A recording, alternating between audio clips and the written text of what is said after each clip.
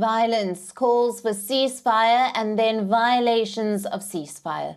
This seems to be the cyclic pattern taking place in Sudan. 5 days after a fragile ceasefire was brokered by the US and Saudi Arabia, the warring factions of the army and the paramilitary accused each other of violating the ceasefire. And the United Nations has expressed concerns over reports of sexual violence. Here's a report.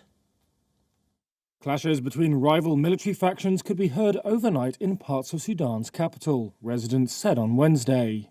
And that's despite a week-long ceasefire designed to allow for the delivery of aid and lay the ground for a more lasting truce. Civilians must be spared, and you must stop this senseless violence now.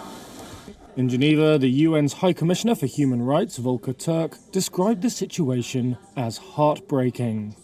In spite of successive ceasefires, and they keep making these arrangements, we see that they get observed in their breach almost within hours after these arrangements are signed.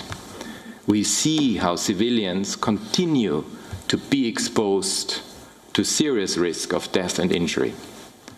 I mean, overnight we received reports of fighter jets across Khartoum and clashes in some areas of the city, as well as gunfire heard in Khartoum North and in Durman.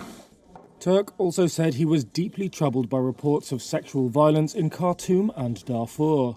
He called on Army Chief General Abdel Fattah al-Burhan and General Mohammed Hamdan Dagalo, leader of the paramilitary Rapid Support Forces, to issue clear instructions to those under their command, that there is zero tolerance for sexual violence and that perpetrators of all violations would be held accountable.